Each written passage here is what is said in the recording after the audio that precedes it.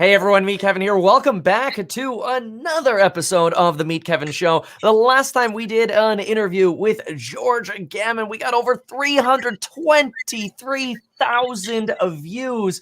George has such incredible perspectives about the market, economics, the balance between the free market and government. So we had to have George Gammon to talk about California politics and fixing California. I'm also going to be asking about the market here, since we've got a little bit of madness here recently in the market. But take a look at this awesome tweet, which is a great reminder for you to go follow George on Twitter. George Gammon says, "My good buddy, Meet Kevin. Kevin Paffrath is running for governor of California. We don't agree on everything, but I can tell you Kevin is someone who is truly motivated by principles and not power. #respect. Hats off, George. Thank you so much. First of all, for this, George, thank you for being here and welcome aboard. That was such an awesome tweet. Thank you. Hey, no problem. You deserve it. Thanks for having me back. Thank you. Thank you. So, George, let's start here. I mean, there are so many problems going on. We've got problems with the Fed. We've got problems in California. We've got craziness going on in the market. Let's go ahead and just dive right into California. What can we do to fix California? Then we'll move over to the markets. We'll maybe wrap up with the markets. How do you fix California, man? So much is broken. I just saw the sheriff of LA.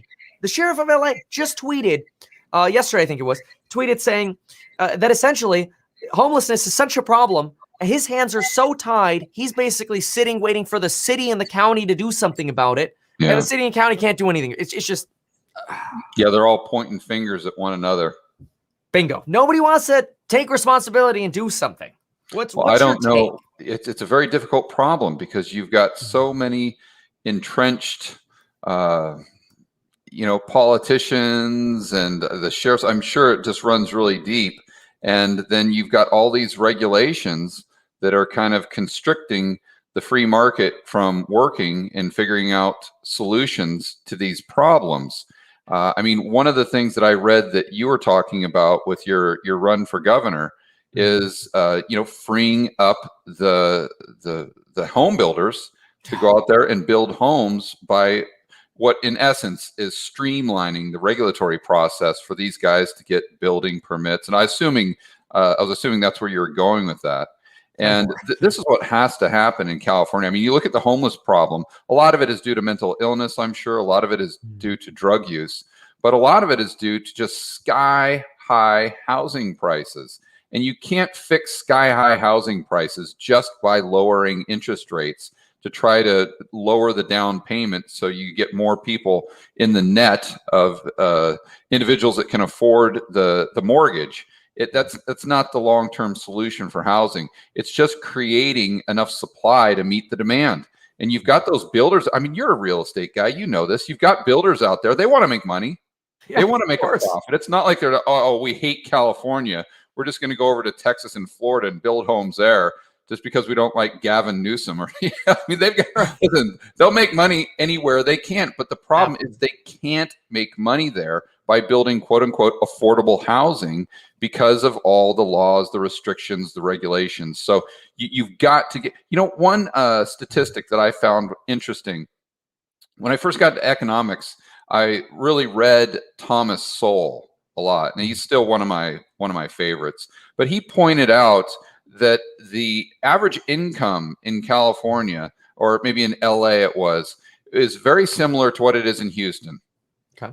But yet the average price per home is like a fraction in Houston of what it is in California or LA. And he attributed it directly to the very laissez-faire building restrictions that they have in Houston and more broadly in Texas. But you've got to do things to increase supply. The government is not going to increase the supply of housing on their own. They need entrepreneurs. They need home builders to take action. Therefore, you've got to create an environment that's conducive and is profitable and streamlined and efficient for them to build more housing, therefore bringing the overall price down, making it more quote unquote affordable. And then hopefully that, I don't think that would fix the entire homeless problem, but it would definitely help. Oh, yeah, no doubt. I mean, there's so many issues going into homelessness, but on housing, and we'll hit these other things as well in detail, all very, very important. On housing, what do you say to folks though who say, "Well, wait a minute though, if we start building more homes, then yeah, that's gonna lower home values, but I already own a home and I don't want to see my values go down." You know, what would you say to somebody who has that concern, which is a real concern? Yeah, you got to compartmentalize the question.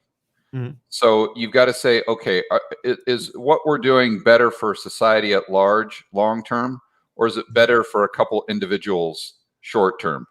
Mm, And the bottom line is, if housing prices artificially now, if it goes up due to demand, and then usually in a free market, the cure for high prices are high prices, and the cure for uh, low prices. okay, But when we have a market that is restricted, like it is in California, to such a degree, you're not going to have those forces at play. So what happens is, sure, by housing prices continue to go up and up and up and up and up, you have the people that own those assets. Yes, they're becoming more wealthy on paper, but at Mhm. some point they've got to sell, and who knows what the price will be there. And also, too, I'd point out that the price that they see in nominal terms might not be exactly the price in real terms, adjusted for inflation. Sure. And that Yeah. has a lot to do with it. So yes, you do have this small group of people, but then what happens to the other 99%? And a good example I'd use, Kevin, Mm. is my portfolio, my personal portfolio, and I'll bet that you can relate to this, is Okay. far larger today than it was in 2019. Yeah. Much larger. So my Yeah. net worth, as an example, to use this example, is a lot bigger. But right now, as we talk in 2021, I have access to far fewer goods and services. If I go out to try to go to a restaurant on Friday night, I've got to call 15 different places just to get a reservation. It takes me 45 minutes to get an Uber if I'm lucky. If I'm lucky. Wow. And those are just two anecdotal stories, but I'm Yeah. sure that all the viewers watching right now have experienced something like that. You go to the grocery store, there's no toothbrushes. Whether it's that, or you go to Ford and there's no semiconductors to create new cars, and therefore the cost of used cars skyrockets because they don't have enough pieces, because the supply chains have been disrupted. You see, so my point goes back to probably what we were talking about last time, and Mm. that's that you have to look at the wealth of a society as the amount of goods and services that it produces or has access to In total. efficiently. It's Yeah. not the amount that's in your portfolio. It's not how many currency units you have in your bank account. It's goods and services. So I would say to that person, sure, your home price might go from a million to 1.5 million, but the environment in which you live will be far worse than it was before. And therefore, by my definition, you would be poorer, not richer. Yeah. I mean, in some regard, this continued shortage is driving workers away, and it's exacerbating shortages in other areas of the market. To your point here, to where you're right. I mean, sure, market value of your real estate right now could look great, maybe not so much if you see interest rates go up, and then you're going to look around and go, wait a minute, where are the businesses? That's right. Gavin Newsom led to 1/3 of restaurants going bankrupt in That's right. California with his lockdowns, and you're just going to end up getting more of that. That's a Yeah. problem. Yeah. I mean, let's say that you had $1 billion worth of Bitcoin, Yeah. but you lived in Venezuela and you couldn't get Mm. out. I mean, how great would your life be? You'd rather have $1 million and live in Florida than a billion and live in Venezuela. And it's the same thing in California. Listen, if you look through history, it's not a secret. The places that have done the best are the places that allow free market capitalism to work. And notice I said free market Mm. capitalism. I Yeah. didn't just say capitalism, Yeah, because a sure. lot of people conflate the two. And Oh, you yeah. have to have free markets. That's where the magic is. In addition to the private property rights and the rule of law, and hopefully sound money and low taxes. And I know that lowering the tax rate, at least on the average Joe and Jane, is something that you proposed in your policy. I think that's a great idea. I don't know that that will prevent the kind of the 1% from leaving, the people that are producing the jobs, but at least it's a step in the right direction. That's for sure. No, absolutely. Yeah. $250,000 free for the first of anyone's income. The question I have for you on housing here is, what is your take on building communities, allowing developers to build maybe outside of larger cities or further away than where we're used to them building now? So we're not necessarily just infilling with a bunch of new units and making things more congested, but building new planned communities in different areas, and then looking for potential private partnerships to build roads or tunnels or highways, maybe even with toll roads, to connect these to city centers so that people can efficiently actually get back to those city centers. I think very much of the suburbs around New York City. New York City, you get inside, it's so efficient. You've got trains that bring people inside. It's so efficient. Yeah, I think it's a great idea. And I'm not completely opposed to government, but what I try to stress is that government by themselves can't do anything. No. You need the entrepreneur. So you got to start from the standpoint of what incentivizes the entrepreneur to come in and create that community that you referred to, or create the road, or create whatever. And even if the government builds the road, then you've still got it could be a road to nowhere, and that's just going to be a big waste of money. You have to have a multiplier effect. So then what brings in the producers? What brings in the capital? What brings in the know-how, the knowledge, and the human capital, the entrepreneur? Well, that's going to be a regulatory environment that doesn't change every other day, that's consistent, that's got relatively low taxes, and also to where the government narrative, let's say, isn't anti-business. It's not anti-entrepreneur. It's not anti-rich guy. I mean, you're a rich guy.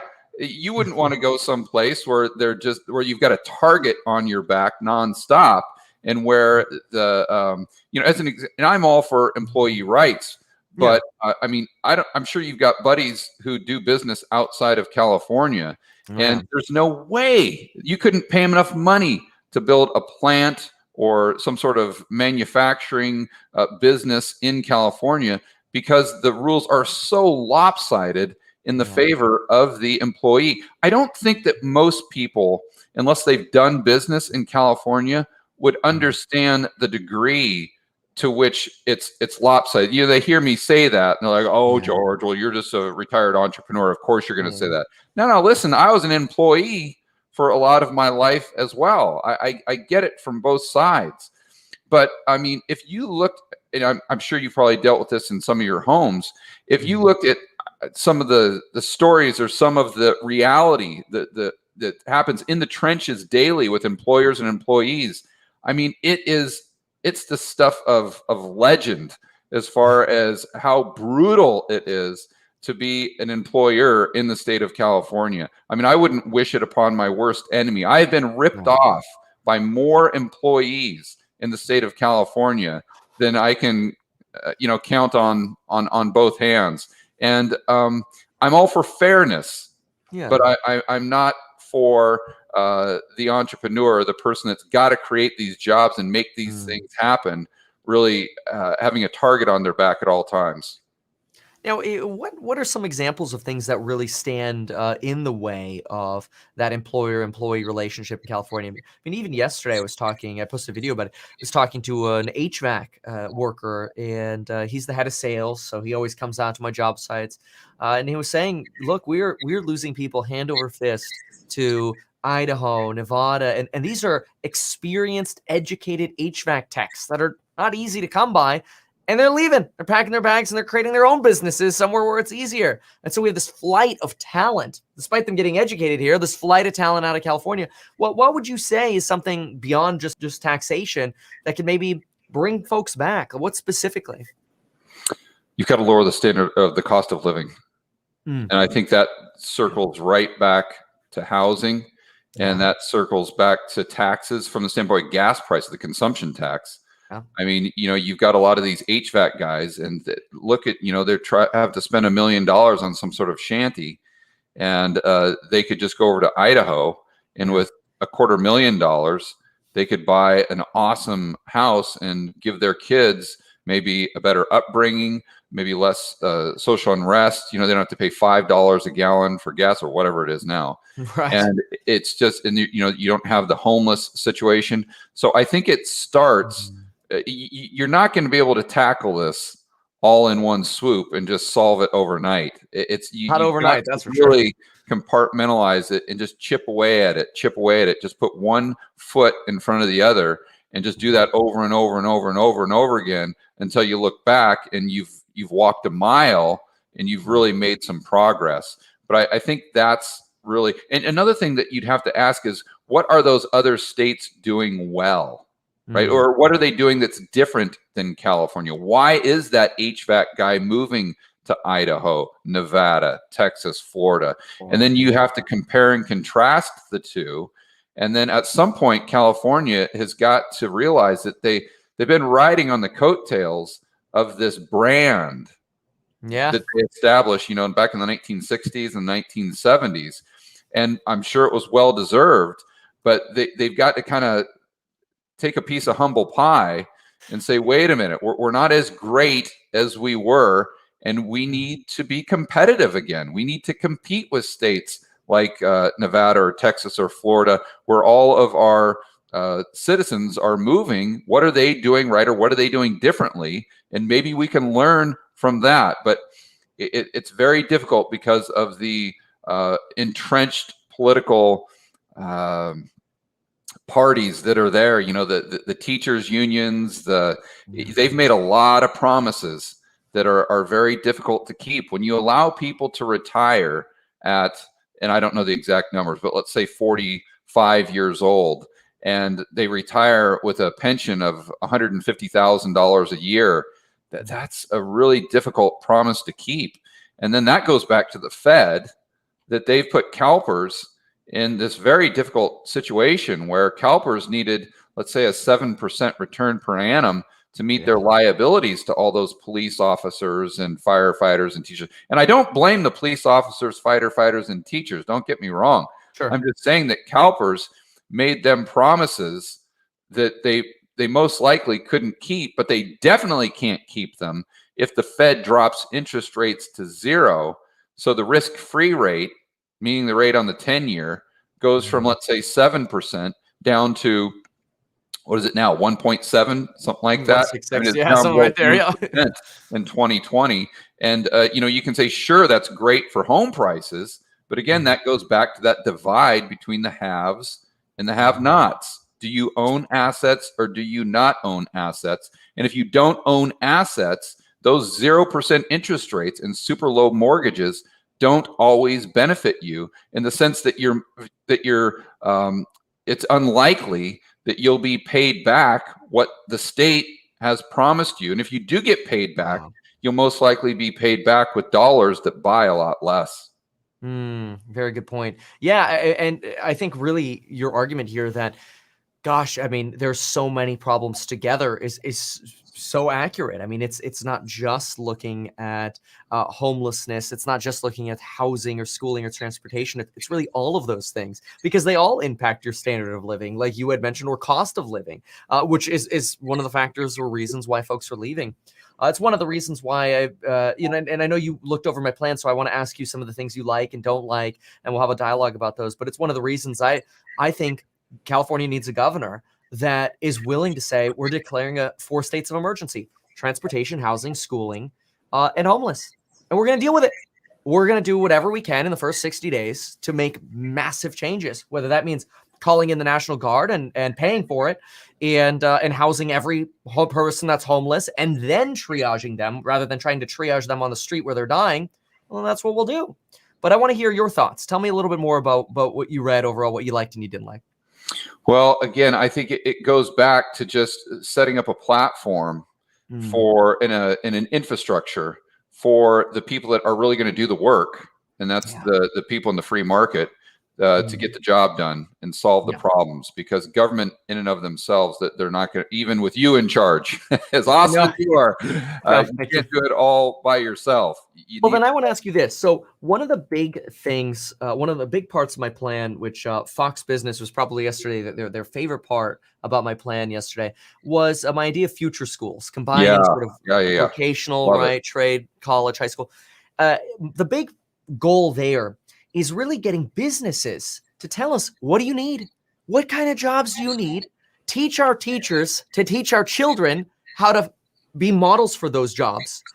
Be financially educated, graduate debt-free at 18 with the capability of going to work for these companies. So now we have this interaction between the companies telling us what they need, us educating the people, and then hopefully incentivizing the companies to hire and keep people local, which helps the California economy. How do you like that partnership? Because I know there's the Peter Schiffian approach, which is just no government at school, right? But California's not going to go to that extreme. So what's your take? Yeah, well, I think you've got to look at things two different ways. Number one, what would be the ultimate ideal? And that might be what Schiff is talking about. But then also, you can't build Rome overnight. How do you get from point A to point Z? Well, you got to go from A to B. And I think that's a good step to go from A to B. And, the big problem right now, or one of the big problems, is these kids are getting out of college just with this shackled by student loan debt, and they've got a degree in which they really may or may not be able to pay that debt back, but you can't get rid of that debt in bankruptcy. They don't have any real skills to produce goods and services, although they may feel good about their degree. It really doesn't do much. So, to consolidate that into a high school type of format that's more of like a trade school where they're learning something specific. And not only that, but they're learning about financial education. And that's something that you stress on your channel. Our good friend Kiyosaki talks about that all the time, Robert Kiyosaki. And it's just something that they don't teach in school, which is just mind-boggling, because that's the whole point, really, of going to college in the first place, in my opinion.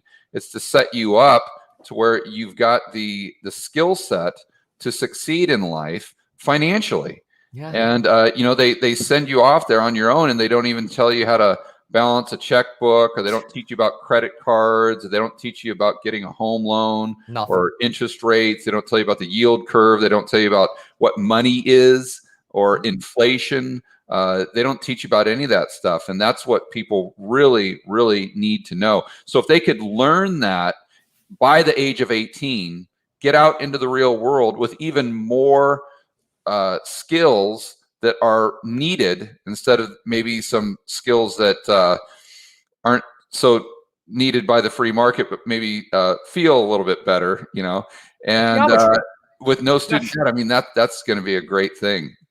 Yeah. I mean, no kidding. And look, I always want folks to know too, I'm all for people learning those things if they want, but at least give a choice, right? You want to learn geometry, or you want to learn financial education, or you want to learn both, have a choice. But we don't have any of that right now. What you're saying is so true. People graduate at 18 are like, oh, I could get a $250,000 student loan and not worry about it until I'm 24, and I get hopefully a high-paying job. Okay, great. Well, what happens 4 or 5 years later? Oops. It's like, wait a minute. My monthly student loan payment is $1,500, and my income's after taxes $3,000 or $4,000 a month. How am I supposed to get ahead? Can I qualify to buy a house? Nope. Yeah, right. Probably can't even qualify for a car loan. It's buy a house. There's no chance. How do they buy assets? And if we built an economy, which we have, that completely revolves around ever increasing asset prices, how do those kids play the game? How do they get involved? How do they get ahead? There's no way they can get ahead, because the people, it's already an entrenched system where the people that hold the assets, they're the only ones that where their purchasing power is actually going to increase. The young kids, that generation, they've been priced out of the game. And when I was growing up, it was a lot different. The economy wasn't as financialized as it was today. And the way you got ahead was you knew you just had to go out there and work harder than everyone else. You had to start a business. You had to create a good or service that someone valued more than the money in their pocket. And when I was a teenager, prior to going to college, that's just, everyone knew that. It was a given. We didn't talk about the stock market. We didn't talk about investing in this, and this is how I'm going to get rich. The only way to get rich was to go out there, start a business, and work hard. What about YOLOing call options? Yeah, right. Yeah, exactly. Now it's completely changed to where if you try that method, sure, you may be successful, you may not be successful, and even if you are, your taxes are going to be raised. You got that bigger target on your back that we were referring to yesterday. But the easier way to do it, and the more popular way, is just to gamble, is just to speculate, to your point. And that creates an environment where we're producing fewer goods and services. Therefore, by that definition I gave you earlier, society as a whole gets poorer and poorer and poorer. But one of the big problems there, in that maybe even a catalyst, is the student loan debt. Because if they weren't burdened by that student loan debt, then they could go out, they could save a lot more money. And with that money that they're saving, they could maybe start a business. And, the good news is nowadays it's a lot easier. The barrier of entry to start a business is a lot lower than it was when, I first got into the entrepreneurial game, because of the internet, and because, you and I can go out there and create content and give value that way. That didn't exist in the late 90s when I was getting into this. That's such a good point. I want to ask, and I love that about the fact that, any of us, we could learn whatever we want on the computer or the device, quite frankly, that we're watching this on. It's really, really incredible. Yeah, the overall basics that you learn in college, I think that's really obsolete right now, because you can just go to, the Khan Academy as an example, and you can just learn it for free, just bam, bam, bam, bam, bam. Now, I get the specialty stuff. You need to go to school. You don't want to become a doctor just by what you read online. But for most of it, it's right there online. And back to your program, or what you suggest and what you lay out in your objectives, combining the high school and the college into more of a trade school type of atmosphere that's more focused on what the demands are for the local employers, in addition to financial education.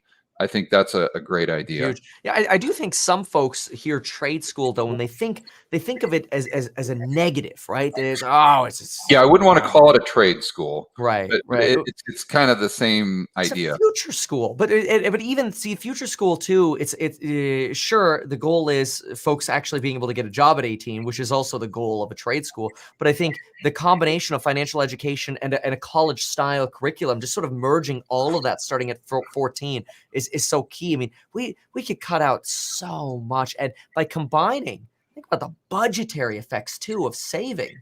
Now, I do get a lot of questions though from folks, and I want to hear your thought on this. Some folks wonder, well, wait a minute, Kevin, what about the unions? Wouldn't the unions be upset about this? Personally, I don't understand how the unions could not be devastated or very upset with the way California politics are today. It's impossible to get things done. It's impossible to grow wealth as a worker. It seems like the government is almost completely in the way. Now, so to me, I think the workers can get empowered by having less government in the way. What's your take? I think it's going to be a tough sell, because let's hear it. You've got a lot of those union folks that have been and I don't blame them. Yeah, but of course. They've been promised a lot of goodies, and a lot of times they're promised in the future, a lot more than can actually be delivered. And if you're changing up the entire system, and those people see that as maybe jeopardizing their future financially, that's going to be tough. But I think it's a fight worth fighting for sure.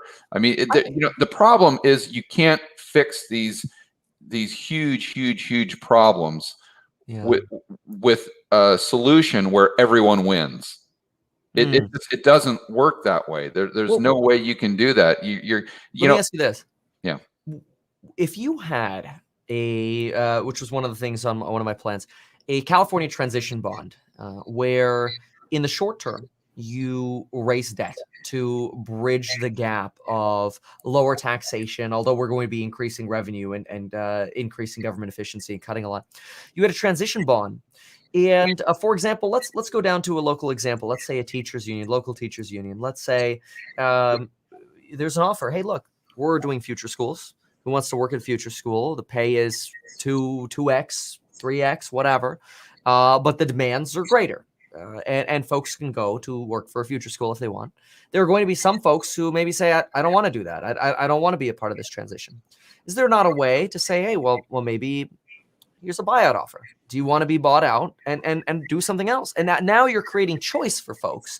And certainly, I mean, never, I think, can you win in government by just trying to pull a fast one over someone, right? I think the goal is always looking for the best balance between everything.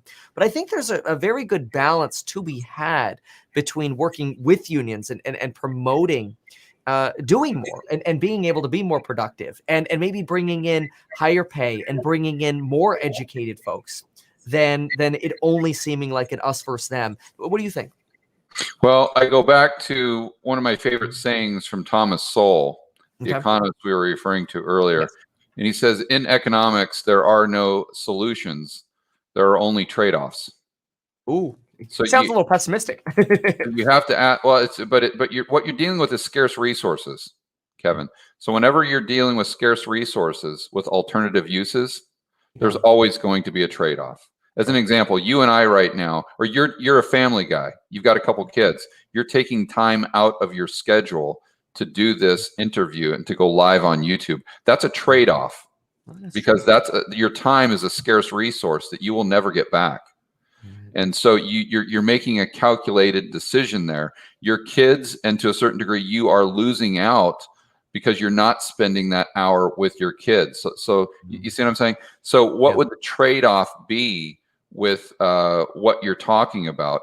And unfortunately, there's got to be a give and take there. Of course. And I don't know how you solve the problem with more debt, because that's part of the problem right now. Is California's got a ton of debt, as does every single state. I don't want to isolate California there. I mean, state debt and corporate debt and sovereign debt is at all-time high. Consumer debt is getting very, very close. So even margin debt, all-time highs. Debt problem. And I don't know that just throwing money at the problem will solve it long term. One thing that I found interesting is when you take the average amount spent per student for the United States, the argument is, well, we just need to allocate more resources to education, and therefore we will improve education.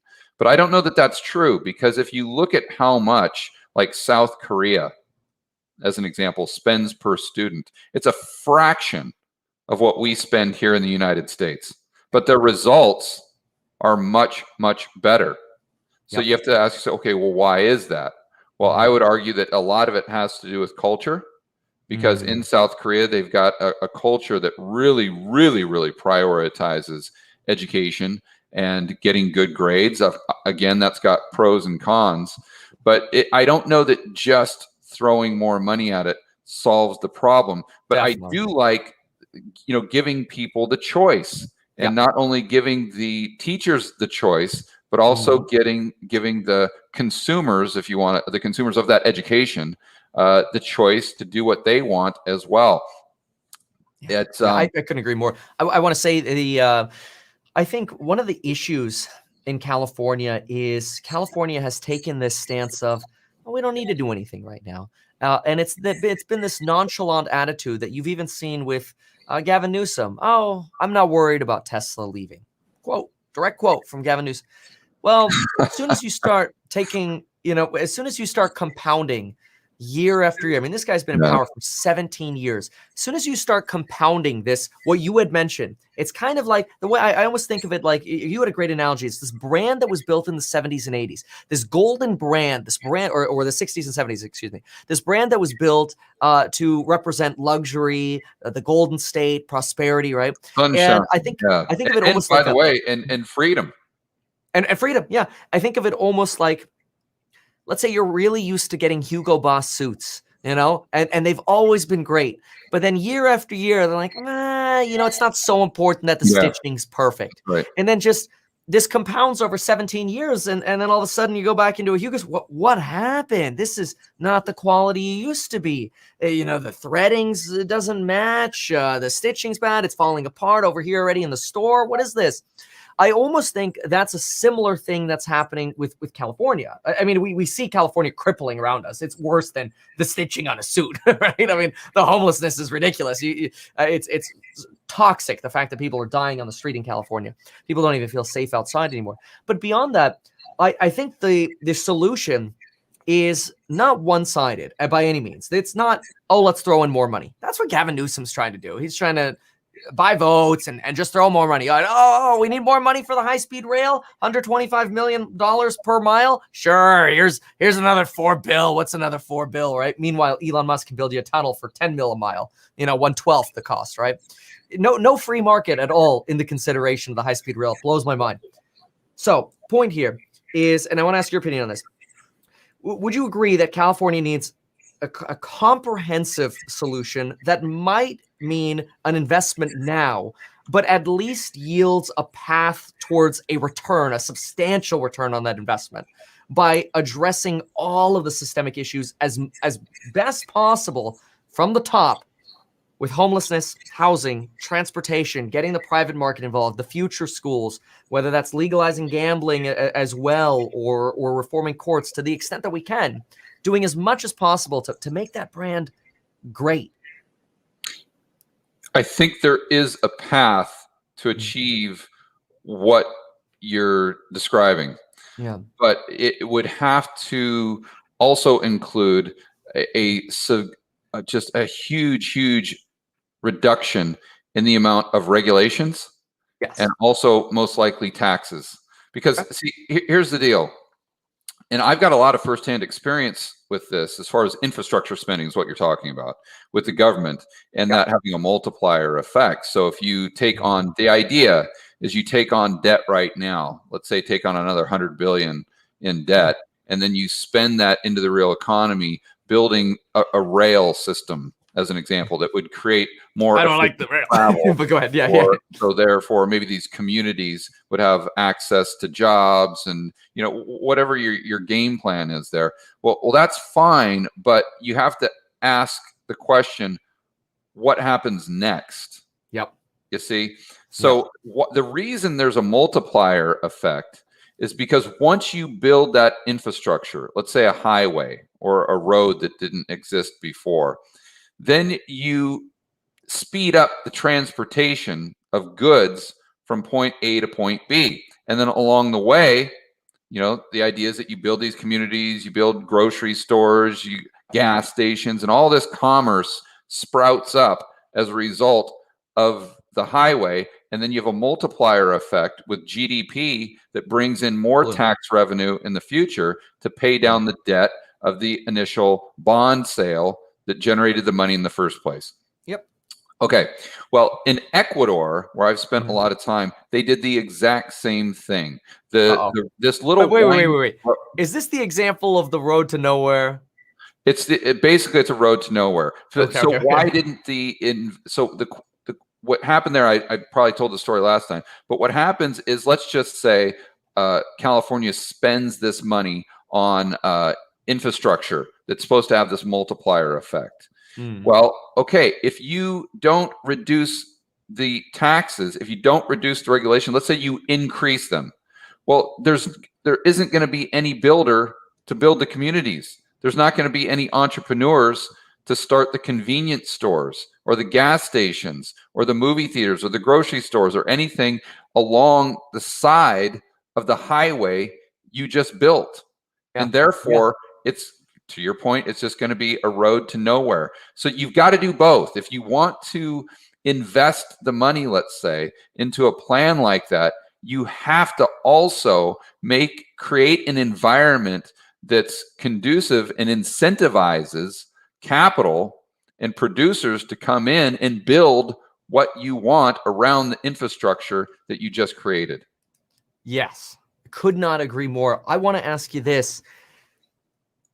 Privatizing roads, certain roads.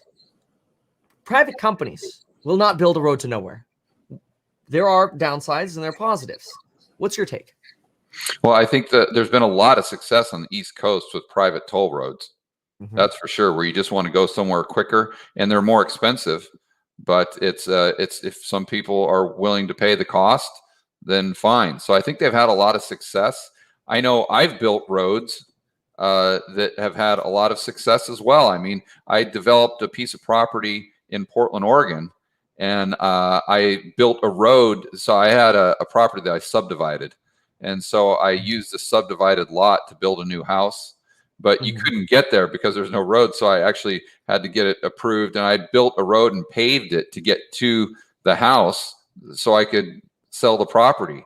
So there are ways to do this. And I don't know that I'd go so far as to say that all the roads should be privatized, but I think it's a great idea. And especially if you give tax incentive, like future tax incentives for groups to come in and do that, then, but again, it would have to be overall. You can't just pick and choose and use this crony capitalism. Oh gosh, that's the worst. Just say, okay, well, we're going to give the contract to these guys, but we're not going to do anything else. And we're just going to expect everyone else to come in and create all these jobs and all these businesses, while at the same time we're jacking up income taxes to where you got to pay 90 cents out of the dollar for every bit of profit that you make. I mean, it's a disgrace. It's a disgrace. Trust me, I know.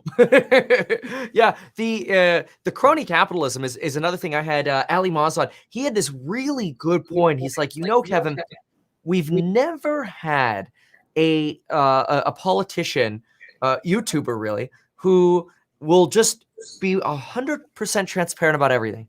Like, you want to see the good, the bad, the ugly? Here's everything, and that to me, with a more transparent government can be, the more of a free market you have. If you have a builder getting a contract saying, oh, well, we'll build this road for $100 million. Meanwhile, you got 5 other contractors like, we can definitely do that for 50 mil, and they're all at 50 mil. Why is the one getting it for 100 mil, right? Why are they getting the contract? So, I could not agree with you more. I want to ask you about one of the initial ideas, things that I think is such a high priority on incentivizing, is tunnels specifically under areas of high congestion, so that you could create variable toll roads where you charge variable amounts of money, and they're optional. So that way it's not like a regressive tax against folks who can't or don't want to pay the toll. They have the option of using a regular existing highway that goes that's the way it works to in the East LA. Coast in a lot of areas. Tell me more. Well, I just recall when I lived in Maryland, I had an office in Tyson's Corner. Okay. And I can't remember what the name of it was, but there was one main highway that would go there that was always just traffic. Or you could take this other road that was a toll road, and the toll was pretty expensive, like $3 or $4. But man, it was fast, and it was run by a private company, and it was beautiful. I mean, no potholes. I mean, it was immaculate, and that's the direction that I always went. So I think that's kind of along the lines of what you're saying. Yeah, exactly. Okay, so you're in support of private development of roads where it makes sense. I mean, it has to make business sense. What about, if you build, what's your stance on subways and buses? Because sometimes, well, actually, often you hear people think about tunnels and they're like, oh, you're just talking about tunnels for people. Well, wait a minute, but you could also build tunnels for subways and buses. What's your take on mass transportation? I mean, this is something that New York City has gotten so down. Why don't more places do that? Well, because they don't have as consolidated a population. I mean, I think that San Francisco has it down. I mean, if you look at BART, BART I system. remember when I lived on Twin Peaks in San Francisco way back in, what was that, maybe 2000, 2001. I remember I moved there from Vegas, and I brought my car with me, and I don't think I ever took my car out of the garage once the whole time I was there, because it was a big hassle. You know, you could just go down to the BART station and take BART into town, which I think is Bay Area Rapid Transit, what that stands for. Yep. And that was a much better way to get around, and therefore everyone used it. Now that said, though, I know that up in Portland, they did not a subway, but it's I forgot, like a rail car system, and that wasn't as much of a success. You know, they sold it as though it was just going to be this game changer, but there wasn't much demand for it, because it's much more spread out, and it was a lot easier to drive your car. So I think there would have to be a proper analysis done of, okay, how much is this really going to move the needle in some place like Los Angeles? And then, you know, unfortunately right now, because these politicians are so crooked, they could have some, you know, $20 billion program, you know, railway tunnel system that they're not doing to benefit society at large. They're simply doing because their buddy owns the tunnel company, and their buddy's going to give them a $100 million kickback. I hate that so much. Just hearing that is it's not what government should be. And I think almost I mean, it's criminal to see so many times we hear, oh, the government's going to throw more money at a problem, but the funnel goes like this. It's like, here's $100 billion going in, and it's like we got like 10 billion of benefit. Like, where's all the money going? It's atrocious. I mean, it's quite frankly, it's a crime, wasting the people's money like this. What would you say? So we touched on future schools. You like the idea of future schools. You like that optionality. What's your take on student loans and student loan grants to go to colleges if, let's say, you had future schools established? I wouldn't give student loans. And because what student loans do is just increase the price of college. And sure, and then you get to a point where everyone has a degree, and it's not really worth much. When I went to college, you know, not that many people had a degree. I would say maybe 20, 30%, something like that. Now everyone goes and they get burdened with $250,000 of student debt, but yet every single person has a degree. So, you know, what's the difference between you and someone else? There's not much difference. So I don't think that a college degree today has much value at all. Definitely not $250,000 worth of value. I think you have far more value in the future school that you were talking about, combined with what people can learn on the internet, especially if you're getting a lot of input from the actual employers in the local area, and you know, telling you and the teachers and what the students, what they actually are willing to pay for. You know, it seems so simple, yet our colleges today or our high schools today, I mean, maybe some small segments have, oh, well, we have internship connections, or we're going to work with these companies, whatever, but it's rare. I mean, I think there was a community college in Los Angeles partnering with Amazon, but they're talking about partnering with them to be drivers on the side. We're not actually talking about, hey, look, these are the kind of coders we need. These are the kind of robotics engineers we need. Let's come into the schools and teach the robotics.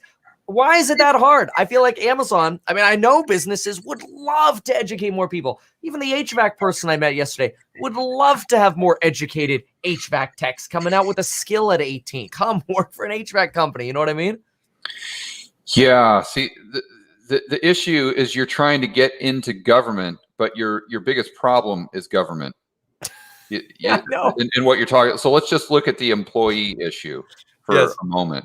Right now, I mean, there's a huge shortage of employees because the government is paying people to stay home.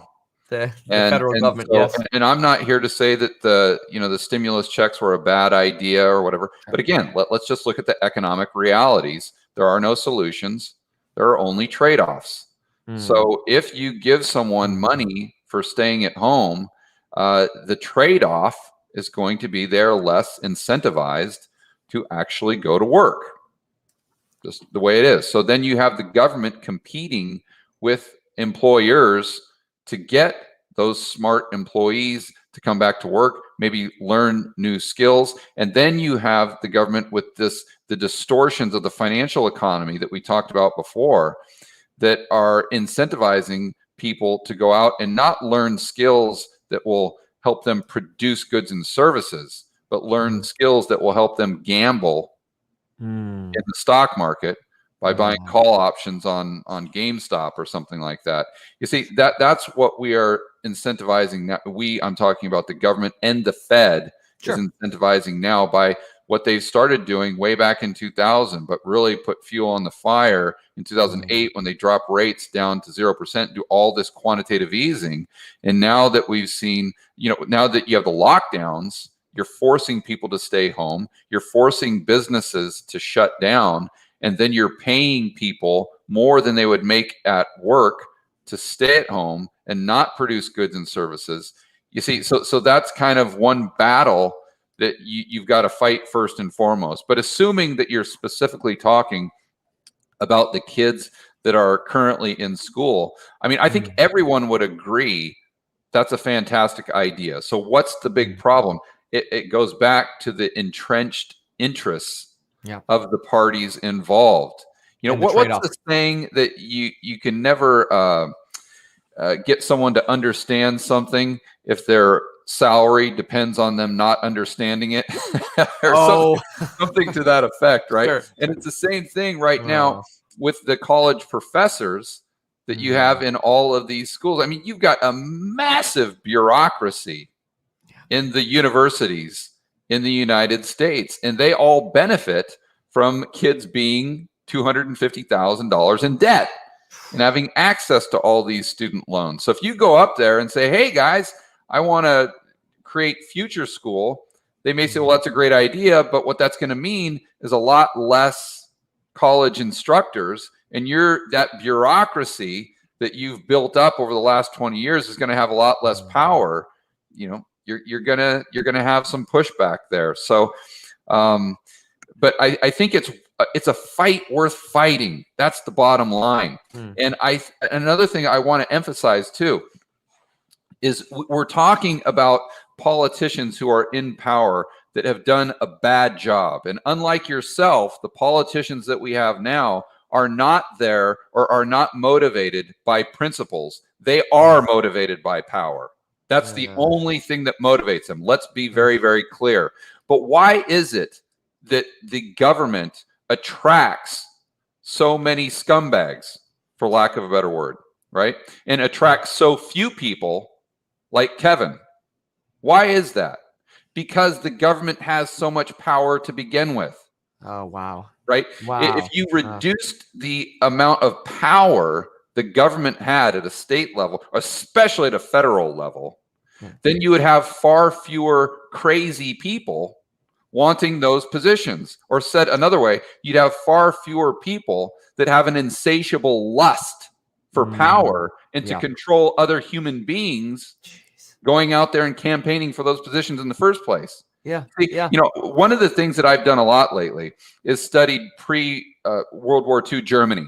And I understand we're on YouTube right now. I won't say the name of the group I'm talking about. But okay. So starting in like 31, 32 to like 44, that group. Yeah. Okay. It started with art, right? Okay. Yeah, there you go. So okay. You have to ask yourself, the person and the individuals that came into power in Germany, would they have even wanted that position of power if the government was the size of the United States government back in the late 1700s? Oh, George Washington days kind of thing. Or prior to the Fed. Prior to the Fed, government spending was about 3% of GDP. 3%. That's how small the federal government was. So would you have had a Mussolini, I can probably say that word, would you have had a Stalin, as an example, if Germany Or, would you have had any of the crazy politicians that we've had lately if the government spending in that particular country was only 3% of GDP?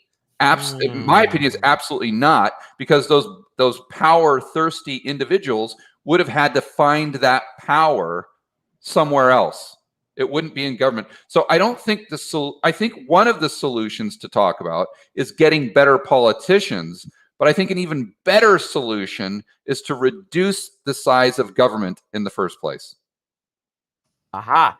Now, one of my thoughts, it kind of goes back to housing, is that we have so much fragmented government that we have 482, municipalities with their own building and safety departments, and then you've got even overlays. I mean, it's a mess.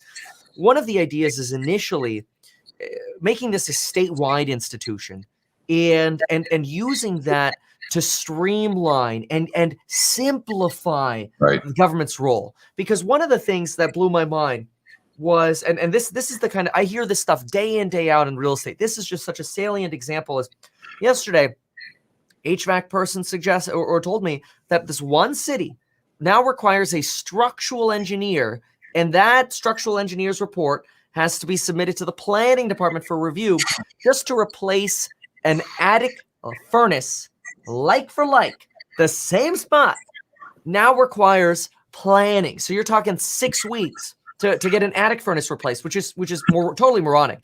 Personally, I believe one of the ways to get the government out of the way, and want to hear your thought on this, is, look, we already license architects, contractors, HVAC pros, engineers. They already have insurance. They already take liability. They already have bonds. Let them certify 99% of the small projects. What's your take on that? Absolutely. And I think you could take it 100 steps further than that. No. And I mean, at what point is there too much regulation? Yeah. And then at what point maybe is there not enough? And I think that if you look at, let's look at the amount of housing regulation in Houston, again, using that as an example. Well, are the buildings just falling down everywhere? I mean, do we have all of these problems where, kids are being trapped under, bricks and roofs that are caving in and whatnot? No, you don't have that. But I can guarantee you've got a lot fewer regulations. And I can guarantee you that because just look at the price of the houses. So you could say, okay, you got too much, but the best way is to just streamline that, cut out the fat. The problem is when you create another government agency, what happens is the sole purpose of that agency internally is just to continue to exist. Wow. They don't have a profit and loss. They don't have to do a good job. Right. There's nothing. The only thing they have to do is spend their budget to make sure they get an even bigger budget the very next year. Let's go back to Thomas Sowell. One of the stories he told when he was young in college, he was a self-proclaimed socialist. Mm-hmm. And I've heard him in a lot of interviews say, okay, well, Tom, how'd you go from that to being a real free market guy? He says, oh, it was easy. I just worked for the government for one summer. And what happened is he worked for the, I believe it was the welfare. It was either an agency that dealt with welfare or the minimum wage. It was something like that. Okay. And he went to work on this study that would show all of these solutions to reduce the amount of people that were on welfare. I think that was it. We'll assume that was it. Sure. And when he took it to his boss, the guy looked at it. He says, "Tom, what are you doing? No. Don't just. Let's throw this in the trash here. You don't understand." He says, "If you reduced welfare by 50%, we would all be out of jobs." Oh, wow. You see, that's the moment he realized that this government central planning stuff doesn't work because, and I'm not blaming that people. Listen, as human beings, we're going to pursue our own self-interest. Of course. And the interest of our family. That's just the bottom line. That's just the way we're hardwired. That's why we didn't go the way of the dinosaur, right? So assuming that to be true, the people in government are going to pursue their own self-interest just like the people in corporate America or the banksters or anyone. So if they don't have a profit and loss, you see, that's the magic right there. In the private sector, if you do a bad job, you're out of business. You're done. And again, this is why I say free market capitalism, because in crony capitalism, that's not necessarily true. You can get bailed out by the Fed.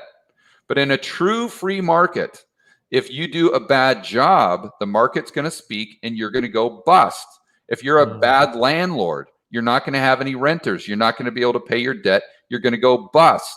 This is why Milton Friedman always says that the loss is just as important, if not more important, than the profit. You have to have both. And so with the government agencies, they don't have a profit and loss. So there's nothing there that requires them to do a good job. In fact, they're perversely incentivized to actually do a job that's counterproductive for the greater good of society. And that Thomas Sowell story is a good example. It's so perfect, because what's crazy is I'm reading a lot of earnings transcripts. And in these earnings transcripts, we're seeing almost every single company saying the same thing. We are making our company more efficient by digitizing and streamlining workflows to offset the pricing impacts of inflation. Now, we're not going to do an inflation debate, but the point here is the private market, the private sector is responding. They're responding to inflation. Okay, where can we cut? How can we still increase margins while facing higher prices? Based on what you're saying here, and what would be a logical conclusion is, the folks working in government don't even notice inflation because there's no profit and loss. There's no margin. There's no profit margin you got to pay attention to. No, who cares? Who cares if the ream of paper is now $20 instead of $5? It doesn't matter. And a lot of times it's actually better, because it means that you're going to spend your entire budget. Therefore, the next year, your budget is going to increase. See, but let's kind of dig deeper into what you're saying. You're saying all these companies are talking about how they're going to solve the problem of inflation. Well, who created that problem? It wasn't not J-Pow. It wasn't. Yeah, that's right. That's right. Printer go brrr, right? Where they're increasing M2 money supply by 25% in 2020, while the unemployment rate goes up to 15%. So if the unemployment rate, transitory. Yeah, we'll see. Yeah, when copper prices, lumber prices, every single input price has gone through the roof. I just saw an article on Bloomberg yesterday that said that we are facing a global shortage in everything. Those were their words, not mine. I actually did a whiteboard video on it today, and it makes a lot of sense. When you have all of these additional currency units that are chasing a fewer amount of goods and services, because you're locking people in their house and you're paying them not to go to work, you've got one direction to go for consumer prices, and that's up. Now, can it get to a point where it goes straight up, plateaus, and then starts coming down? Yeah, because our whole system wants to deflate because of the amount of debt. But what's happening is the government, and combined with the Fed monetizing the debt, is just acting as this huge counterbalance that are creating so many more currency units, reducing the amount of goods and services. And therefore, you see those prices going up. That's why all of your viewers, I'm sure the last time they went to the grocery store, or for the last few months, they've been shocked at the prices. I remember reading an article from Reynolds Wrap. They're increasing. I think they've even increased prices like 3 or 4 times just in 2021. But you go down the list of all of these producers that make the stuff that you buy at Walmart, that you buy at Target, they're all increasing their prices. And you point the finger, it goes right back to the government, and then it goes back to the Fed, because the government wouldn't be able to do that if the Fed wasn't monetizing the debt. You know, if the government was just issuing bonds to create those currency units, they'd be pulling the money out of the real economy and then putting it back in. So on net balance, broad money, M2, really wouldn't go up that much. But what's happening is they're creating new currency units because they're not extracting the money out of the real economy in the first place. What's happening is the Fed is just creating bank reserves to buy those treasuries almost directly at auction. And therefore, when Janet Yellen sends out those checks, that's new money supply. So I don't want to go off on a tangent, but I just had to point out that that you see the private sector just always trying to solve the problems that are created by the central planners. Now, obviously, on a state level, there's not much a state can do about Jay Powell and his relationship with Yellen. I think you had mentioned usually it's the banks borrowing, but now it's the government. And this is how we're creating this extra money. So, from a state point of view, does one of the things that I've considered is, hey, look, if Biden's going to make college free or community college free, sounds like it's going to pay for a lot of our future schools. From a state point of view, it seems like a benefit. Now, I know there are broader implications there, but from a state point of view, some of the things could actually be helpful in maybe transitioning. What do you think? Help me understand your point a little bit better. You're saying because the community colleges would be free, how would that benefit the future school? Well, if we rebrand our future schools as a type of community college, now essentially you're providing community college education in the form of a future school. So really, if community colleges are now free and paid for by the federal government, this potentially is another avenue for the state of California to reduce their budget deficit while also making the whole process much more efficient. Like, for example, one thing that drives me nuts about schooling is that, and I think teachers would agree, why are we giving the same lecture on repeat? There's a video camera that everybody has in their pocket that can give the same lecture on repeat. And we could be using that effort to teach hands-on, learning or hands-on education, so people can actually graduate with a skill at 18. But I want to hear from you. What are your thoughts on that? Well, first, nothing's free. Right? Well, there's no Fed's paying for it, but I know what you mean. It's either going to be paid for with future tax increases or through inflation. So you've got to understand that, and then also it goes back into the topic of creating bigger government, and what type of slippery slope that puts us on, right? So if the government comes out and pays for community college, yes, absolutely, that would benefit your future school, but it doesn't happen in a vacuum, right? Sure. So what that does is that would increase the power of government, and therefore increase the amount of crazy people that are applying for those positions. And after, Kevin, if you become governor of California, I mean, you're going to do a fantastic job, I'm sure of that, but you're not going to be there for the rest of your life. Nope. You see, and that's the problem, is we grant it when our guy or gal gets in power, we want the government to have all the power in the world.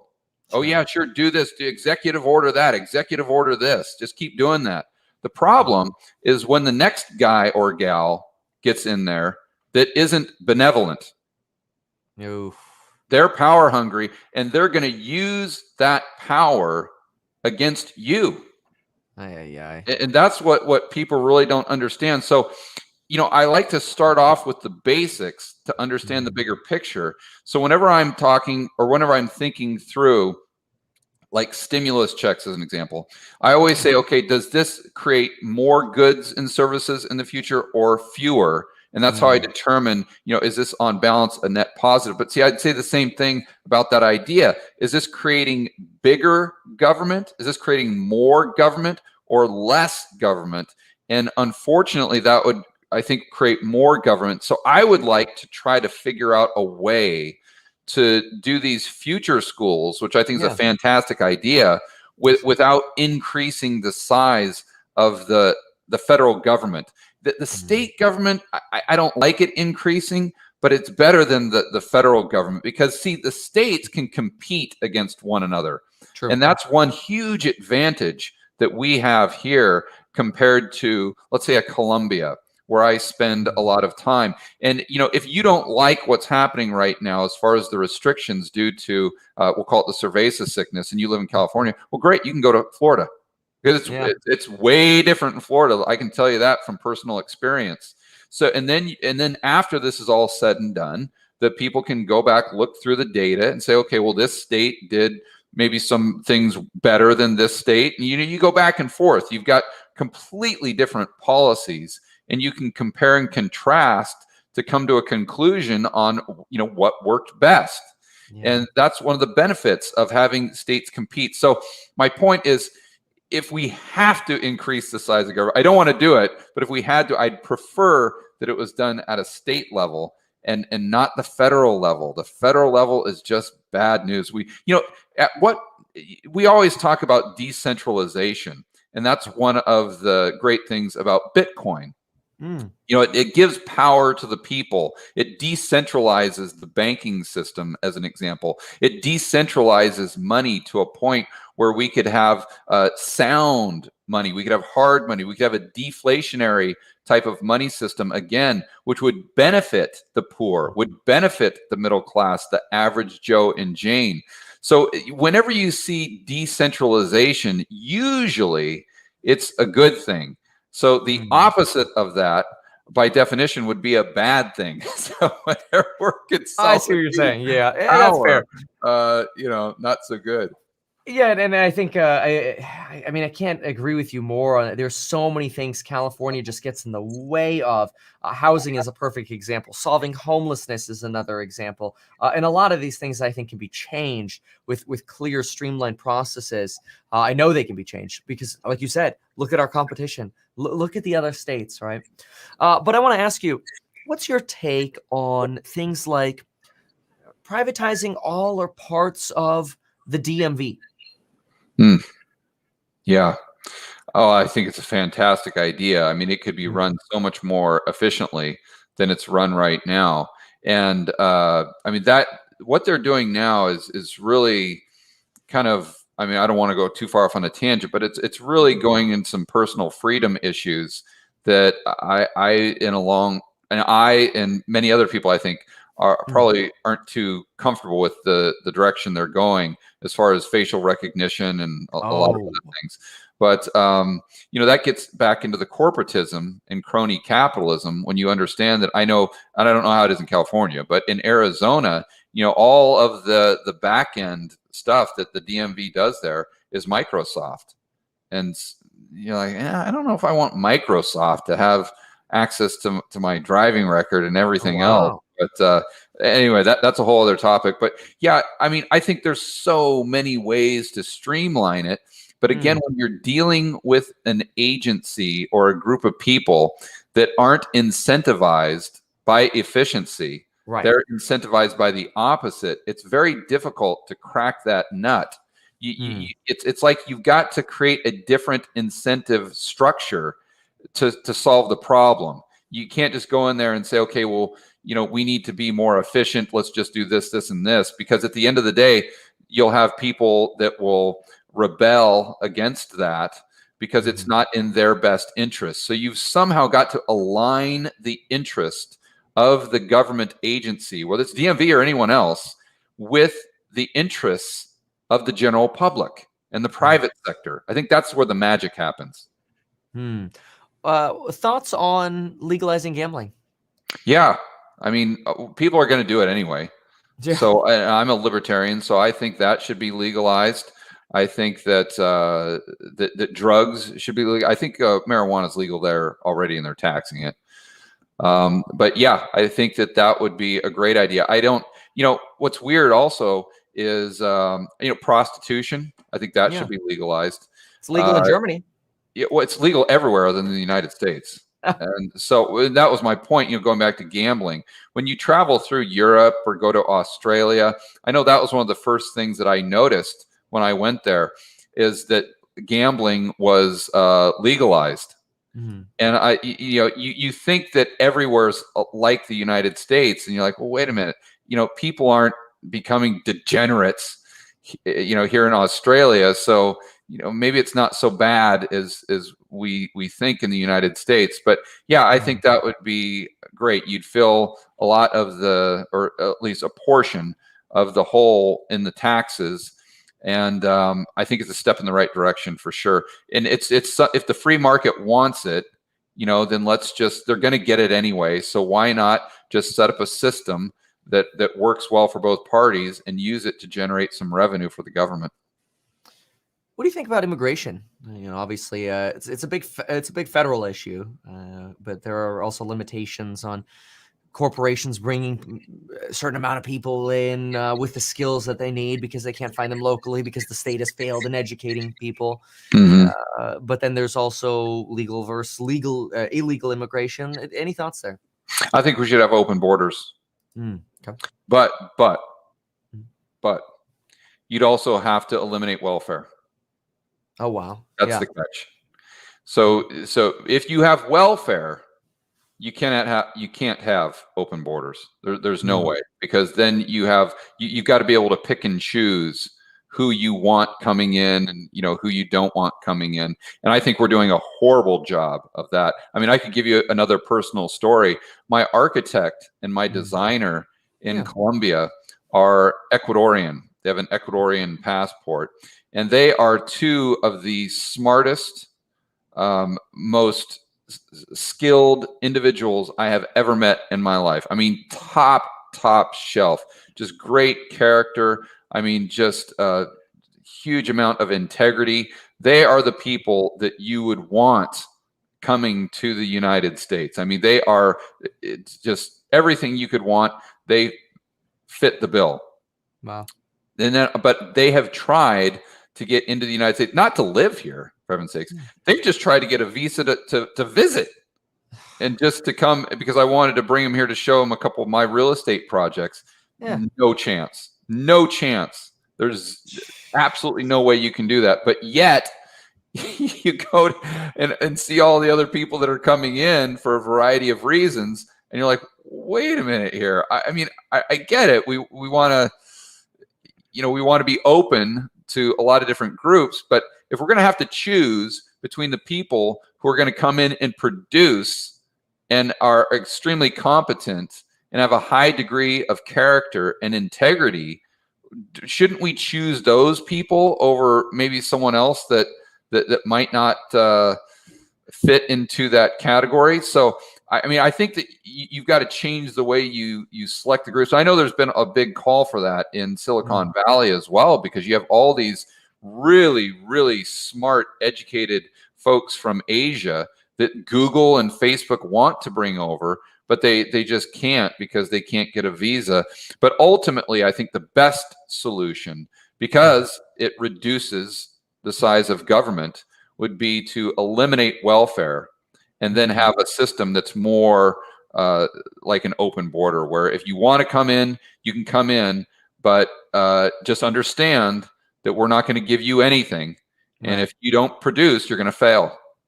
Yeah, it makes sense entirely. The welfare, or on welfare, right now, welfare requires that you're, in many cases, or at least before COVID it did. I'll get an update on for now. But welfare generally requires that if you're able to work, that you're looking for work, or that you work.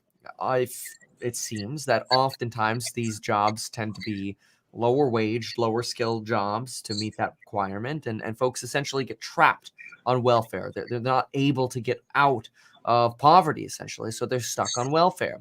And sometimes this, disproportionately affects minorities. It can disproportionately affect single mothers, even single fathers.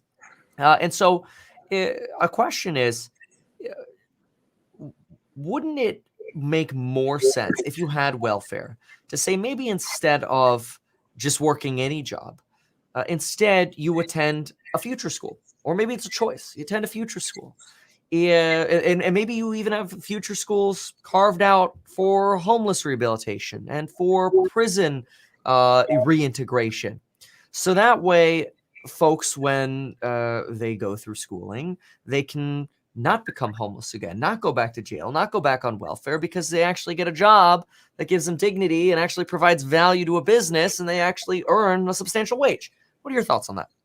Well, the first thing I'd like to point out is that PR announcement where you said that you're running for governor. If my memory serves me right, you went to California with $1,000 in your pocket to your name at 17 years old. And how old are you now? 29.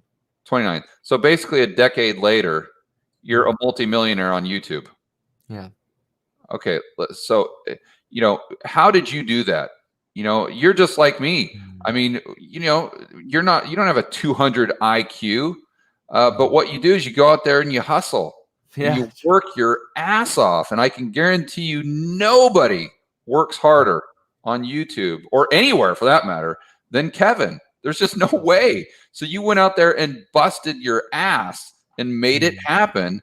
And I think that I understand not everyone can do that. I totally get it. But I think a lot more people could do that and would be incentivized to at least, make something of their lives if they weren't in the welfare system to begin with. I think that welfare, although it does benefit a few, again, there are no solutions, just trade-offs here. So you can't say that everyone on welfare is there because they're lazy. And you can't say that everyone on welfare is there just because they're down on their luck. It's got to be a combination. It's the question is to what percentage, right? Right. So, but I think that the welfare system, unfortunately, creates a rut that's very hard for people to get out. And it's not because they can't get a decent job, because I think, to your point, or you're an example of someone that didn't have a great job. You're working at the Jamba Juice and maybe some of these very low paying jobs, but you went out there and made it happen. I don't think that's the problem. I think that the welfare system creates an incentive structure that's just like the government agency that incentivizes people, and generations for that matter, to stay trapped within that system because they think that there's no way out. Right. And I think that, so on net balance, I think it does a lot more damage. Now, that said, I think, if we're talking, I would prefer to get rid of the welfare system, but if you had to have the welfare system, I would actually prefer a UBI. But under the caveat that you had to eliminate welfare. See, what Yang likes to do, and this is one reason I was really hard on him on his campaign. I'm not really hard on that many people, but I really kind of went after him because he was trying to claim that his vision was similar to Milton Friedman. And that really irritated me because Milton Friedman is one of my favorites. And I felt as though he was misrepresenting Milton Friedman's views to an extreme degree. And Milton Friedman liked the idea of UBI, but he liked it to replace welfare. See, then what you're doing effectively is you're reducing the size of government. You're reducing bureaucracy while maybe helping the people that might still be in need. So I think that's a better alternative. But again, see, no one can go out there and do that, or it's hard because you have so many of those entrenched interest groups that really survive on the entire welfare system, not only maintaining its current level, but also growing into the future. A lot of politicians have the power they have just because they've promised a certain group of people that they're going to get more and more free stuff. And I understand that some people are on hard times, and as a society, we need to help those people. But if you just continue to promise people free stuff just to gain political power, that puts us on another slippery slope where we just don't want to be. It's not how the United States became such a great nation, was by providing welfare. The United States became a great nation by people like you coming in that had nothing. They didn't have a penny to their name, and there was no welfare. There was no benefits. There was no education, state education at that time. Nothing. You just came here and you had to make it happen. And if you didn't make it happen, you're done. Either you're going back to your country or you're homeless. I mean, you've got no other option Right. but Right. to succeed. And So, that's a great motivator. yeah, I mean, these are incredibly powerful points. I would say if you had to build within the realm we are now, Yeah. specifically, Yeah. would you prefer people be required to work or go to a future school as a condition or maybe a choice of being a welfare recipient?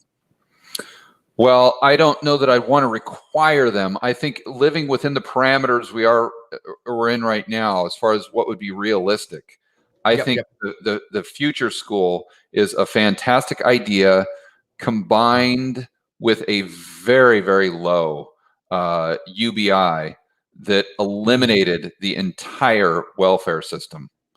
I see. That's probably where I'd go with that, because if the problem there though is that once the politicians get a taste of how many votes they can get by upping the UBI, let's say from $1,000 a month to 2,000 to 3,000 to 5,000 to 10,000, that's what they're going to do if they feel as though that'll get them the votes and get them the power that they desire. And then you just go down a path that takes us right back to where we started, to where we've got all these problems again and all these economic distortions. Yeah, I mean, I'm looking now. It's about. See, you've got about 33% of Californians receiving Medi-Cal, which is a style of state support for Medicaid. For welfare, it looks like you've got about 12% of California's population. What about Section 8? I'm sorry. What about Section 8? Section 8. I'll pull that up. What's your opinion on Section 8 with your real estate background? It's the same thing. One side's going to argue that it incentivizes people to stay in that system, and Yeah. that they destroy the houses. And I have seen that firsthand, Oh, where wow. the people just destroy houses that they have under Section 8.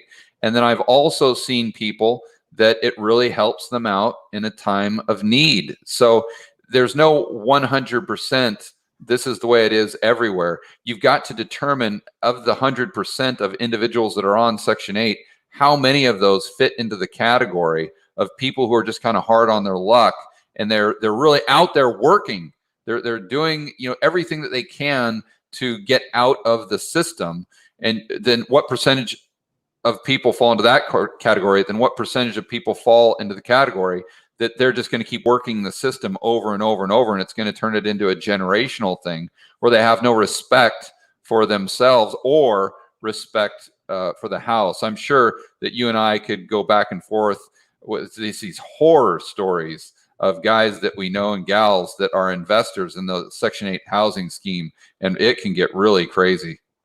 Well, it's certainly one thing that I strongly believe is that by having this massive housing shortage, we have to have rent control, Section 8, specifically in real estate. If we had more houses, we'd have at least the option of lower priced homes somewhere. You wouldn't necessarily need, and I'm not saying just tomorrow abolish Section 8 or rent control, not saying that at all, but you wouldn't need the programs anymore, because now all of a sudden people could move. If they wanted to and maintain their payment, they can move. But you go to LA right now, there are people paying $1,300 in rent for something that should be renting for $4,000 a month based on the way the current market is. Not saying that it should be $4,000 either, but that's just the current market rate is $4,000. They're paying $1,300. Why would they move? And so now the initial impression is, oh, well, that's good. I mean, look how much the government is helping them. It's helping them basically maintain that affordability there. Well, fine. So they can live there. But the downside is, what are they not doing? They're not building wealth. They're not getting into homeownership. The biggest opportunity to build wealth is not part of their livelihood, because we already know. I mean, the New York Times, plenty of studies on this. New York Times did a recent report. Average net worth of a tenant is somewhere around $5,500. Average net worth of a homeowner is over $175,000. It's non-comparable. And so people are trapped on these systems. And part of it, I think, goes originally back. I mean, so much comes back to the future schools. That's why I think there's so many systemic issues in California nobody's doing anything about. But nobody gets educated on that kind of finance. What I just said might be the first time people have even heard those statistics. Yeah. Well, I mean, that's one of the reasons why your YouTube channel is so popular, is because people are not learning this in school. I'd like to point out that rent control is a price control. And what's ironic is whether you're an Austrian economist or a Keynesian economist, the one thing that they pretty much all agree on is that price controls are bad. And when you have price controls, it leads to one thing and one thing only, and that's shortages of whatever you cap the price on. So if you want there to be a shortage of housing, just go ahead and put rent control on it, and that's what you'll get. And that's exactly what you see in California. I actually, I hear, and this is anecdotal, but I hear people say that they have properties throughout California, and they can't obviously live in all the properties at the same time, that they'd love to do maybe short-term rentals or whatever, or even 6-month rentals, or even put somebody in for a year because they don't plan to use the property the next year. This is anecdotal. They're suggesting I'd rather not rent it out, because if I rent it out one time in this area, I have to report to Santa Monica, let's say, as an example, and now I'm subject to rent control, and I can never get that property back. It's now stuck. It's stuck in rent control. So just leave it vacant. There you go. There's a shortage. I want to ask you about this. There's a lot of talk right now about, and broader market here, but also relates to this, a lot of talk right now about how potentially this inflation that we're seeing now is very similar to what we saw in the 50s and 60s, which 50s after the Korean War, low inflation, 1.2, 1.3, 1.4. But then in the early 60s, we start getting these wage price controls and price controls to keep a lid on prices. You got that early 70s. Right, and then you get this explosion of inflation that started in like 68 into the early 70s. Then you get off the gold standard. You see this explosion of inflation because of all these shortages. How similar is that then to what we're seeing now?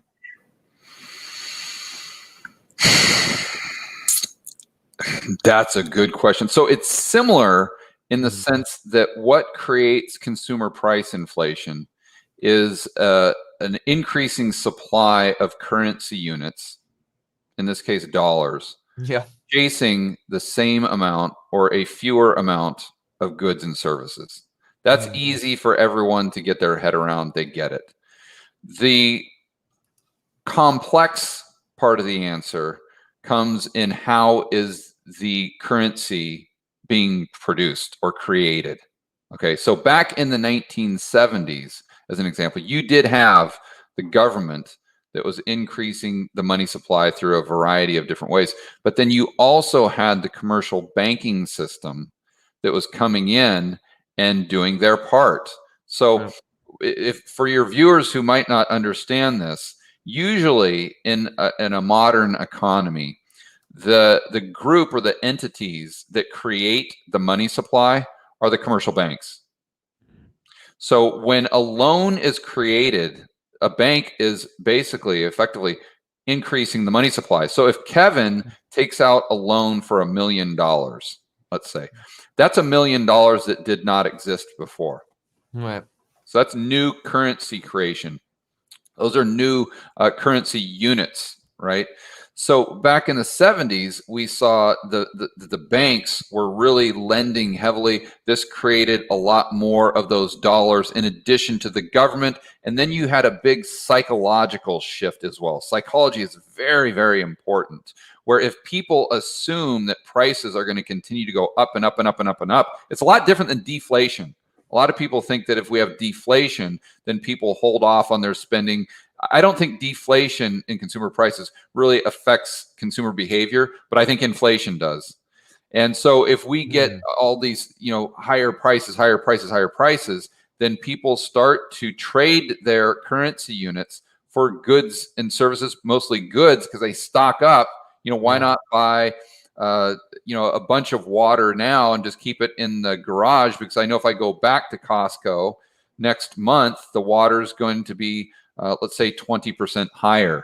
right? So that's the psychological component. So now what you have, which is different, the commercial banks aren't creating as much of the additional money supply. They're lending a lot less than they were back in the 1970s, okay? Which is traditionally, again, I want to be very clear, that's traditionally in a healthy economy how new money is created in a modern economy. It's through additional loans being created. Okay, everyone gets that. Now the amount of loans being created by the commercial banking system going down, but M2 money supply, which I'm sure you've pointed out on a lot of your videos, went parabolic in 2020, right? It increased by over 20% broad money. That is a staggering amount. So how did that happen with the commercial banks themselves creating fewer amounts of dollars? It was because the government was spending $5 trillion into the real economy through the deficit spending with all the stimulus packages, and the Fed was monetizing the debt. It goes back to that process we talked about earlier. See, if the government did $5 trillion of deficit spending in a normal environment, they would just extract $5 trillion from the real economy and then just spend it back into the real economy. So on net balance, it would be the same, because the entities and individuals that are buying the bonds at auction are people like you and I in the real economy. Therefore, the bank deposits go down, and then when the government spends the money back into the economy, the bank deposits go back up. On net balance, it's a wash. But again, that process where the Fed monetizes, the Fed buys it with newly created money, for lack of a better term. I'll keep it simple. And therefore, when the government spends it, it increases the overall money supply. So my point is, yes, we are seeing some similar phenomenon that we've seen in the past, but this time the entities that are creating the additional currency units are different and motivated by different incentives. That's for sure. So what tell me about those incentives, because I mean, it seems like banks would be continuously motivated to keep expanding. What's to say, Biden says, you know what? We've lost a lot of public support for this infrastructure plan. We're not going to be able to get some of the tax changes we want through reconciliation. We're going to do a $1 trillion package. It's not going to be $4 trillion. And now all of a sudden inflation expectations start inflecting down, and the borrowing goes down and slows down. Isn't that a potential scenario? Because you don't have that incentive for Janet Yellen to say, let's keep doing loans, because that's more loan fees for us, right? You got to ask yourself what happens in addition to what you just outlined. Okay. So in that scenario, the stock market crashes. Why? What's happened is, back in 2008, we started this thing called quantitative easing. It's infinity now. That's my point.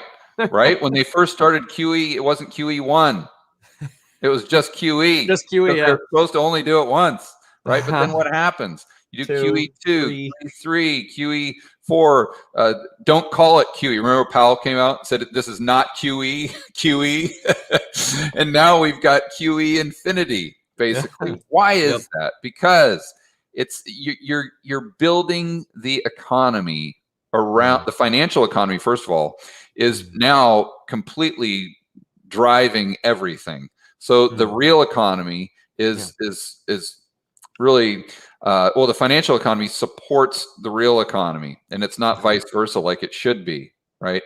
So what happens is you've got all of this this support to the financial economy, right? If that support is taken away, and remember, the financial economy gets built and addicted, I think that's a better word, to this quantitative easing. Therefore, if you take away the quantitative easing, what happens? What happened when Powell did QT, quantitative tightening? People were not very happy. Did you remember the end of 2018? Yeah, because see, it's like a monetary heroin. That's the example my buddy Schiff uses all the time, and it's a great description. That you're building the financial economy around this monetary heroin, and that's supporting the real economy. So if you take away the heroin, the whole thing crashes. Now, what's I happened? gotta ask you though. I mean, right now, one of my beliefs is that one of the reasons, I mean, in addition to shortages, okay, we know we got shortages up the yin yang here, but in addition to that, there's a lot of fear that on Wall Street that, wait a minute, we got all these shortages. It's going to cause, it's obviously causing inflation. On top of that, we have Biden potentially spending $4 trillion, another $4 trillion. And then on top of that, more taxes, by the way, right? So if that, that creates a lot of uncertainty and fear in the market, like, oh no, you know, if let's say those taxes went away, nothing changed with taxes. They said, you know what, we're not going to spend as much. We're only going to spend $1 trillion instead of $4 trillion, which is still a lot of money. Don't get me wrong. It's still a huge package, right? Doesn't that create more potential certainty in the market and maybe buoy the market rather than crash it? Yeah, but you got to look at the liquidity, the capital flows, right? Where's the money going to come from to make the stock market go higher?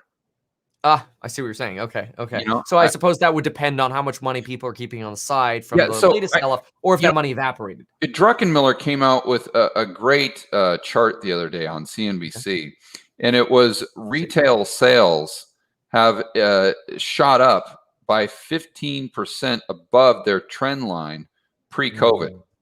And that has never happened before. In fact, going back to the GFC, it took us 6 years to get retail sales or retail spending up to the point it was prior to the crash in 2008, right? So with what happened in 2020, retail sales went back up, not in 6 years, but in 6 months. And then because of all the government support and money printing, we've seen retail sales go up past that point 15%. So why is that a problem? Because usually retail sales go up by 3% per year. So what we've done is we've taken the next 5 years of demand from the future and brought it into the present. Okay, so why is that a big deal, George? Because if you look at the capital flow from foreigners, because this is part of what you're talking about here. Yeah. Usually when you have a downturn in the market or a huge crisis, you see all of that capital coming into the United States to buy what? Treasuries, which are basically long-dated dollars.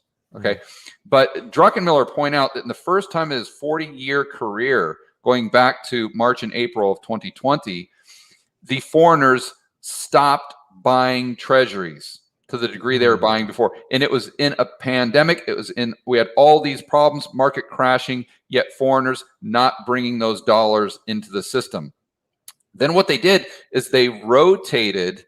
So then who has to buy the bonds? The Fed. That's how they might have to monetize, which creates more dollars, which creates all the inflation that you're referring to. Okay, but what did they do? Then they started bringing those dollars back in, but they bought all the tech companies. They bought growth stocks. But what happens when you have interest rates go up because of the inflation at the long end of the curve?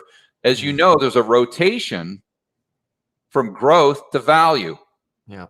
Well, those foreigners can get great value stocks and buy great value in their own country. They don't need to come to the United States for that. What they come to the United States for is tech. So you have fewer dollars or less international demand for dollars, while at the same time, you have all of the increase in spending. You have fewer goods and services, you see? And that's why the government is in this conundrum where if they don't continue to create the currency to continue to increase the asset bubbles or the stock market or whatever even higher than it already is, then the house of cards comes crashing down because they've built the system around the QE and the stimulus in the first place. But if they do that, then the yield curve most likely goes up. But then what happens? Fewer dollars come back in. The release valve is the dollar. And that's why you're seeing the DXY go down. So my point is just to say that there are a lot of moving parts right now, and the money spigot cannot be turned off. It would be too detrimental to the financial economy, therefore the real economy. So most likely they're going to have to figure out a way to not just maintain the current level of stimulus, Yeah. but to do more and more and more and more, just Wow. like we saw them do with quantitative easing. And I think that's what takes us into a central bank digital currency.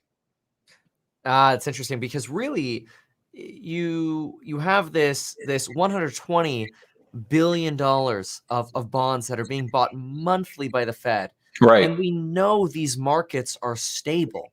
We know they don't need this extra support in the sense that, like, functionally they're stable. But what you're saying is, sure, maybe functionally they're stable, but if you remove that support, you potentially now have a collapse that comes from a different angle. Because there's no So buyers. There's no buyers. So what happens to the 10-year and the 30-year? What happens to well, mortgage rates if the rates Fed is skyrocket. buying 80 billion or 120 billion per month? If, to Stan Druckenmiller's point, the Yeah. foreigners are no longer buying those bonds. He said the trigger, the catalyst was the CARES Act. Once the government announced the CARES Act, Yeah. foreigners that usually buy those dollars in the form of long dated bonds said, we're done. We're done. We're not buying any more bonds because we're worried that we're going to be paid back with devalued dollars. Sure. Because they see the writing on the wall when the government comes out with a $4 trillion stimulus package, and they know that the U.S. economy is now addicted to the stimulus, just like we're addicted to the quantitative easing. So I think what happens if the Fed steps back and doesn't monetize the debt, doesn't buy those treasuries at auction from Janet Yellen, then you see the long end of the curve just go up even higher than it has gone up. What does that do to mortgage rates? It shoots them through the roof. The real estate market comes down. That's a big component of purchasing power for the average American. Consumption, 70% of the economy. That goes down. If you see interest rates go up, most likely the multiple given to stocks, what happens, especially growth stocks, those come crashing down. And then let's talk about that, because we were referencing California, which is where you may be the government, so you'd probably have to deal with CalPERS. Okay, well, what is CalPERS doing right now to try to get that 7% return to meet their liabilities? They're sure as hell not going into Campbell's soup or whatever blue chip. No, they're going into all these high flying tech stocks, because they don't have a choice. They've been pushed so far out the risk curve by the Fed because of the artificially low interest rates. So if you have the long end of the curve go up, if those growth stocks go down, now all of a sudden it not only crashes the market, it crashes the real economy, but then it also crashes a lot of those pension funds as well. And then what do the states do that are up to their eyeballs in debt already? Right. Yeah. It's funny too, because the way it's sort of being branded, what you had mentioned from Druckenmiller, is you're maybe not from him, but from others, specifically like the Fed. The way you have this branding going on is that the U.S. economy is now growing at a faster rate than the rate we were on before. So it's kind of like, we were growing at this rate, but now we've kind of shifted up that curve, and we're growing at this faster rate. But in nominal terms, Kevin. Right. Maybe not in real terms because of inflation, of course, but it's interesting because that's being branded as such a good thing. But in reality, it's just a distortion, is what you're suggesting. Here's the way that you can put on the glasses to see through all the fog. Okay. This goes back to the simple question. You just talked about GDP going parabolic and increasing at a higher rate than trend. The only thing I would say is just ask yourself the question. In fact, all the viewers can ask themselves this question right now. Although GDP has gone up, as a society right now in 2021, are we producing fewer goods and services or more goods and services? The answer is obviously fewer. Therefore, I don't care what GDP is doing, we are all poorer as a result. Wow. That's incredible. So I want to ask you, anything else that you saw in that California plan that you liked or didn't like? I really love the eliminating the state income tax up to 250. My concern with that is that the majority of the producers that are leaving are making a hell of a lot more than 250. Sure. So, and you'd probably know this story a lot better than I do. But why did Musk say that he's leaving? What were the rationale? What reasons did he give? Do you know? No, I don't specifically recall. I know that there was a phase he went through where he wanted to sell all of his earthly possessions. I remember him saying that. Certainly, so he sold his own houses himself. One of the other things that he had extreme frustrations over was Alameda County and the disaster with Giga Fremont. And one of the things we're seeing now is we're actually seeing the quality of vehicles coming out of Giga Shanghai is substantially higher than the quality coming out of Giga Fremont in Alameda County, partially because of the regulations that limit Tesla's ability to improve or expand their facility. Right. So that's broader frustration.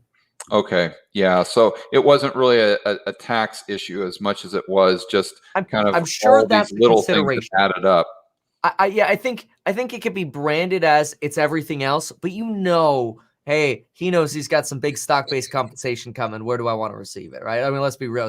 That's on his mind, but he did not say that, at least from what I'm aware of. But yeah. I mean, what else? I mean, I think if you just said that we're going to put a freeze on income tax, on state income tax for everyone above 250. So whatever you're paying right now, guys, don't worry about it. If you're making $5 million a year and you're creating a lot of jobs, I can't promise you that I'm going to lower your taxes, but I'm at least not going to raise them anymore. And I think that would be a step in the right direction, as well as eliminating, below 250.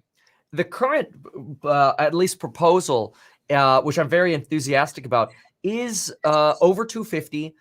Dropping the rate from this insane 11 to essentially 13.3, 13.4%, dropping it to some sort of flat rate between 5 and 7. To at least that's competitive. I mean, that's your Arizona right there. So at least you're in the realm of much more competitive. I really liked what you said about California being competitive with other states, something that the federal government doesn't have. And right now, California is losing that competition. We're the laughing stock of the country. I mean, just yesterday, Governor Abbott in Texas was making fun of California on Fox Business, and it's a daily occurrence. But the problem is, you listen, and it's like, what he's saying is not wrong. Yeah. It's tough. That's tough. So, okay, well, thank you. This has been incredibly insightful. Anything else that you want to add, and how can people get in touch with you, George? Well, I just want to say, I think what you're doing is absolutely fantastic. And I don't know that I've ever been more impressed with a young individual than just following what you're doing on YouTube, and now what you're doing in trying to become the governor of California. I mean, my hat's off to you. I think you're doing an amazing job. It's inspiring for us old guys to look at the millennials, that I make fun of in my videos all the time. But to see millennials like yourself going out there and really taking the bull by the horns, and with your level of ambition, your integrity, and your work ethic, it just gives me a lot of optimism for the next generation that's going to maybe come after me. So thank you very much for doing what you're doing, and keep doing more of it. We need more Meet Kevins in the world, and especially in the United States, and definitely in the state of California. As far as where they can find me, is George Gammon on YouTube or Twitter or anything like that. It's just my name. You'll find me probably too much on the internet. That's all you need. It's GAMMON, and I'll pop up everywhere.